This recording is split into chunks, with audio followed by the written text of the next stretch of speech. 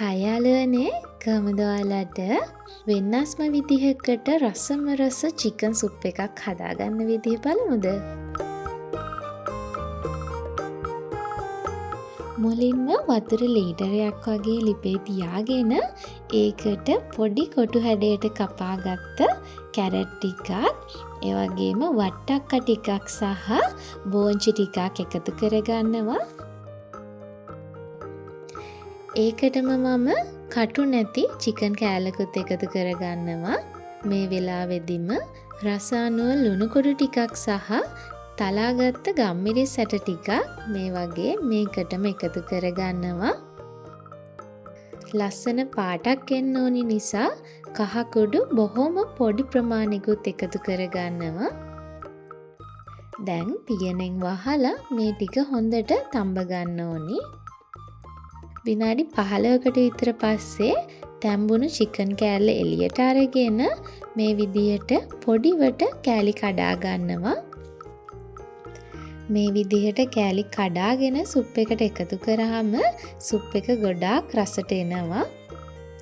දැන් මම කඩාගත්ත චිකන් කෑලි ටික නැවත සුප් එකට එකතු කරගන්නවා. දැන් ටිකක් කලවම් කරලා පියනෙන් වහලා අඩු ගින්දරේ තැම්බෙන්න දෙන්න. දැන් මම බිත්තරයක් කඩාගෙන මේ විදිහට හොඳට බීට් කරගන්නවා.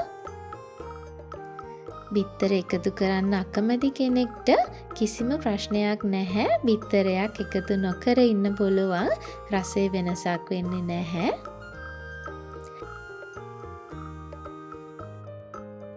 දැන් ඒක පැත්තකින් තියාගෙන මම කෝන් පිටි මේස හැඳි දෙකකට වතුර මේස හැඳි 4ක් එකතු කරගෙන හොඳට කලවම් කරගන්නවා.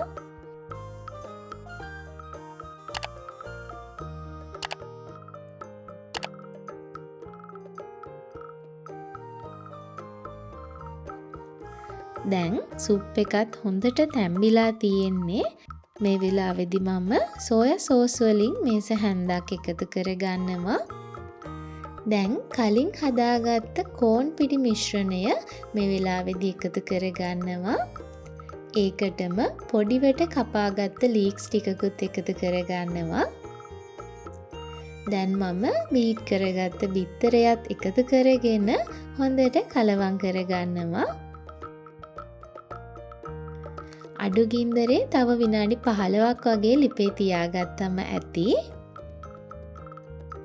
පැය භාගයකින් වගේ මේ රසම රස සුප් එක අපිට හදාගන්න පුළුවන් වුණා.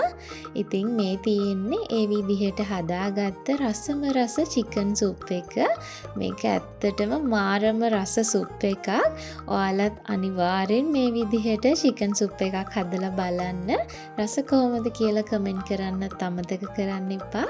දිගටම මාත් එක්ක එකතු වෙලා ඉන්න කියලා ආදරෙන් මතක් කරනවා.